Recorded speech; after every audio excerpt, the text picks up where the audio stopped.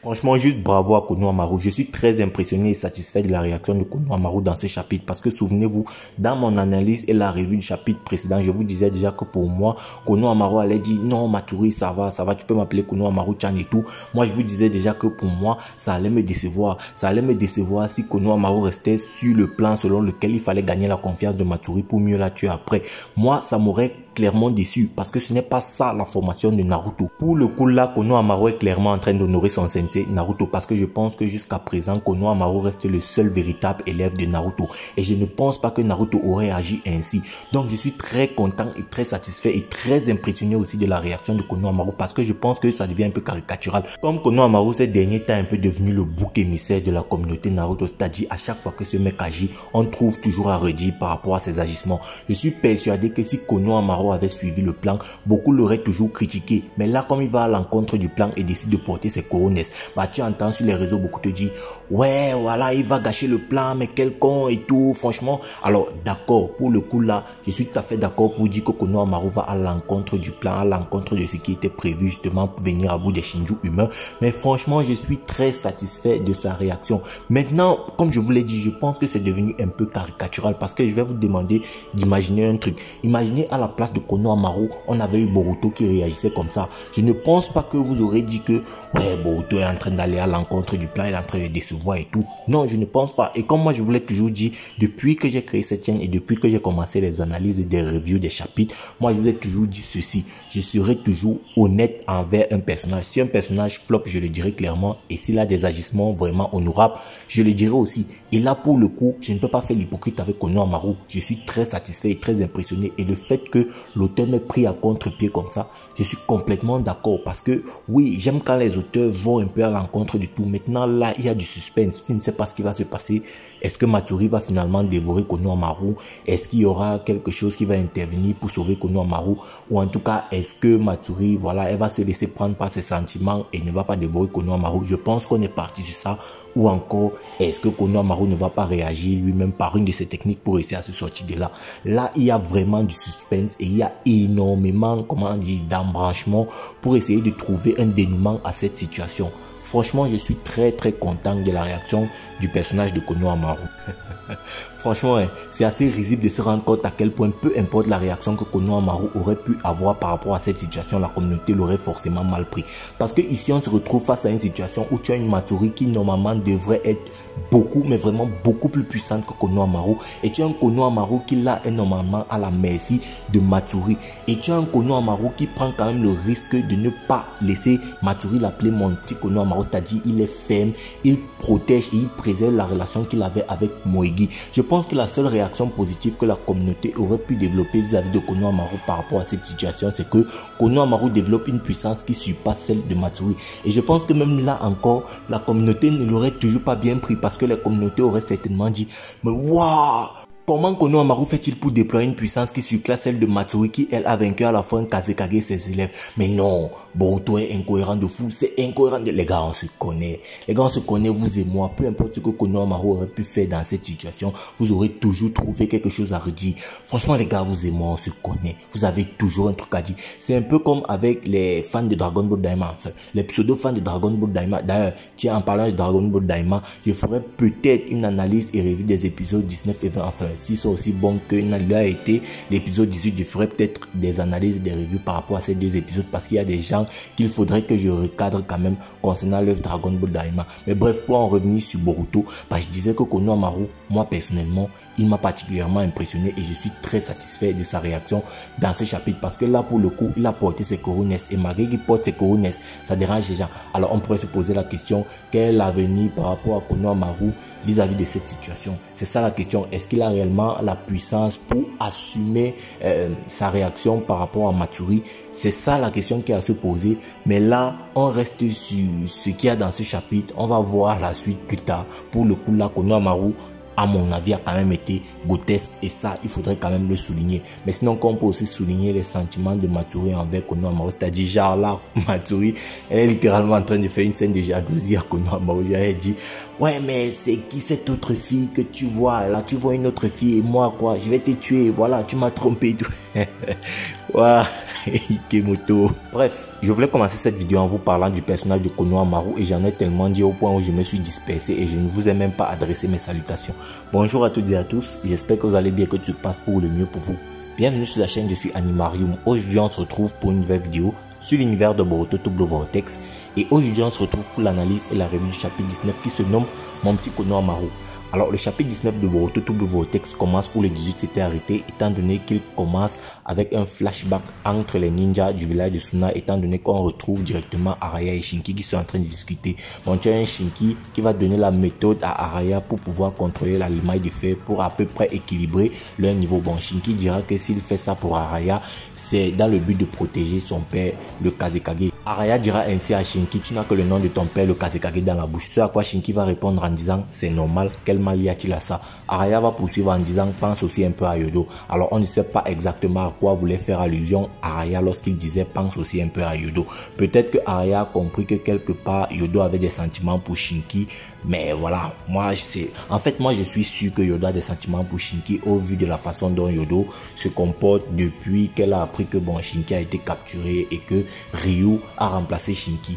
Ça ne m'étonnerait vraiment pas que aujourd'hui Yodo ait des sentiments vis-à-vis de Shinki. Maintenant, on peut aussi noter que Yodo, qui était juste en bas en train de causer avec Kankuro et Gaara, a certainement dû écouter leur conversation étant donné que sa technique spéciale est basée sur le son. Donc, Yodo peut comprendre et écouter les conversations à distance. Un peu comme Piccolo quoi, donc Yo Piccolo, bien Pico Yodo.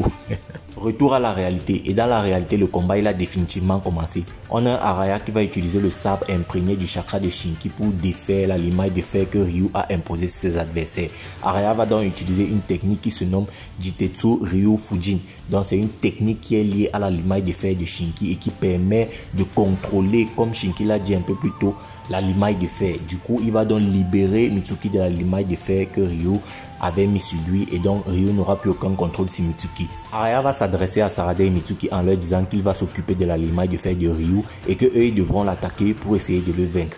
Et là j'aimerais m'arrêter un peu sur le personnage d'Araya étant donné que je le trouve franchement très fort, le personnage d'Araya. Sur ce chapitre il a été vraiment comme un roi et je tiens à préciser que le mec il n'est même pas à 100%.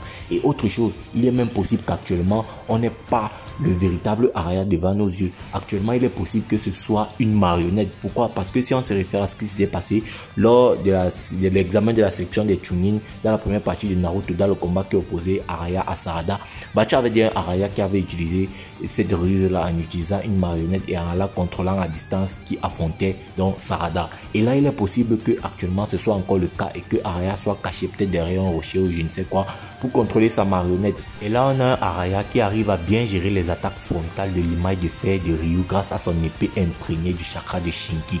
Il arrive à dévier ses attaques, à repousser la limaille de fer de Ryu et là c'est vraiment impressionnant. On peut aussi parler de l'aide assez précieuse qu'apporte Yodo étant donné que grâce à sa technique liée au son, Yodo arrive à anticiper les attaques de Ryu. Ça franchement c'est très impressionnant.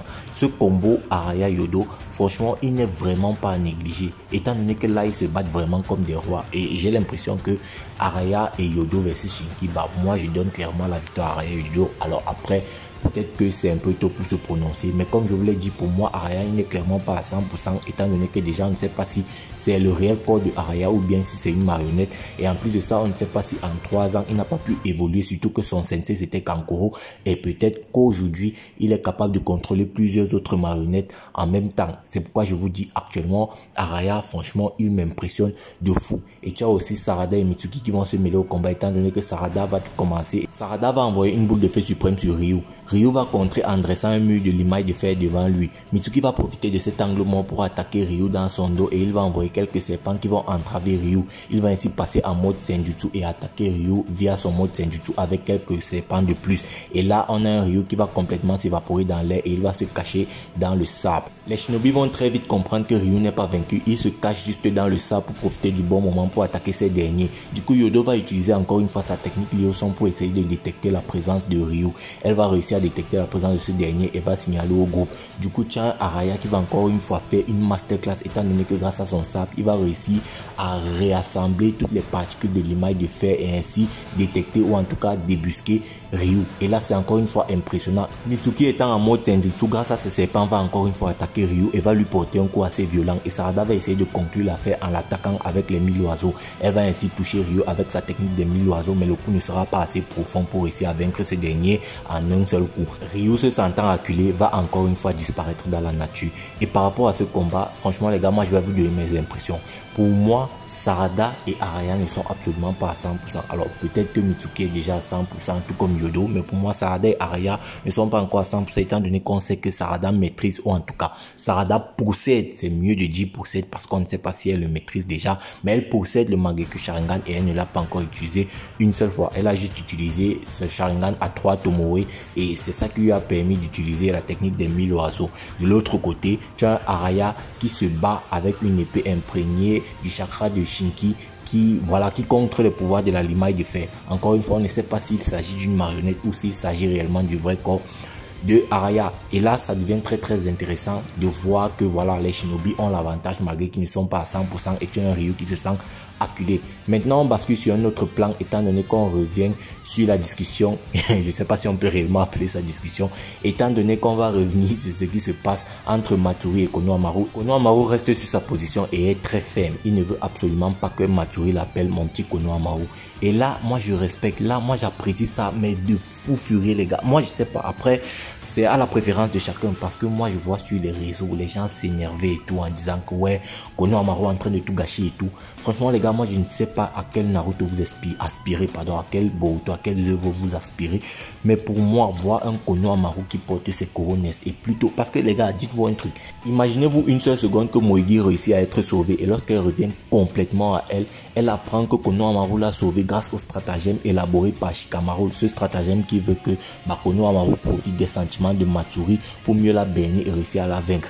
Est-ce que Moegi aura encore du respect pour Konohamaru? Franchement, de vous à moi, dites-moi, parce que moi je ne sais pas. Et puis même, laissons Moegi en paix, parlons plutôt de Naruto. Imaginez Naruto revient à lui et il apprend que Konohamaru a utilisé ce genre de stratagème. Comment est-ce que Naruto va le prendre? Il va se dire, mais c'est ça que j'ai enseigné à mon élève. C'est pour ça que moi je vous dis, moi j'apprécie. Moi je sais pas à quel Naruto ou à quel Boruto vous aspirez.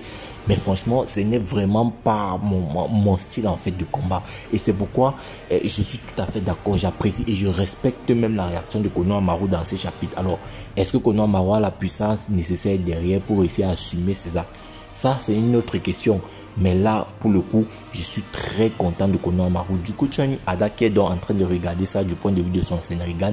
Et elle va faire son rapport à Boruto et à Kashin Koji. Elle va donc leur dire que le groupe de Sarada s'en sort tant bien que mal. Et quant à Konohamaru, il est presque absorbé étant donné qu'il ne fait que énerver Matsuri. Boruto écoutera tout ça et voudra aller aider avec un stoïcisme vraiment exceptionnel. Parce que là, Boruto arrive quand même à garder son calme vis-à-vis de cette situation. Malgré le fait qu'aujourd'hui, on voit clairement que Konohamaru, il est presque complètement absorbé. Alors Boruto ne voit absolument pas ça. Il ne fait qu'écouter. Mais voilà, moi son stoïcisme, ça m'impressionne quand même. Ça prouve que le mec il a quand même grandi en maturité.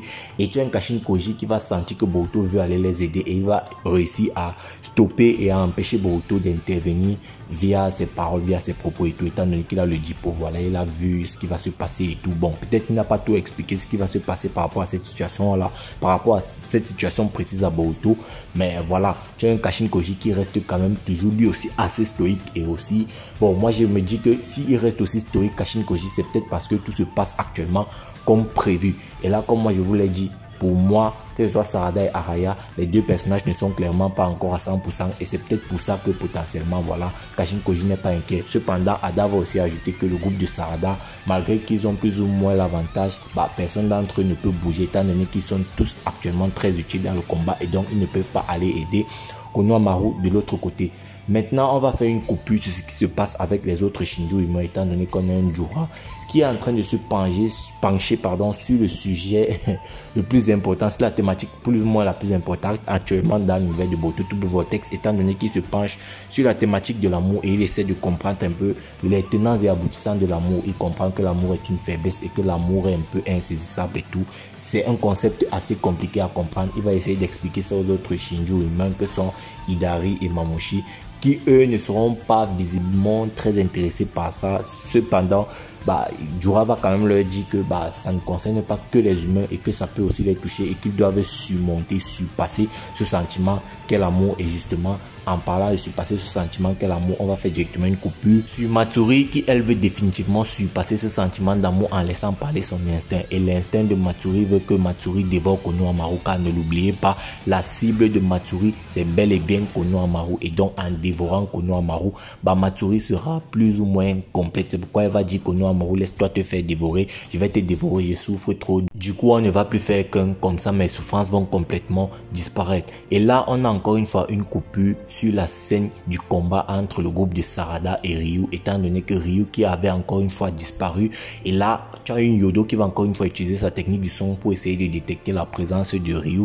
Et elle va pointer le ciel, elle va dire qu'il est dans le ciel. Du coup, Araya va encore une fois utiliser son sabre imprégné du chakra de Shinki pour essayer de réassembler les particules de l'image de fer pour débusquer encore une fois Ryu. Et cela va encore une fois marcher. Et donc Ryu dans les airs, Ryu se sentant acculé par ce petit groupe là va faire venir les renforts.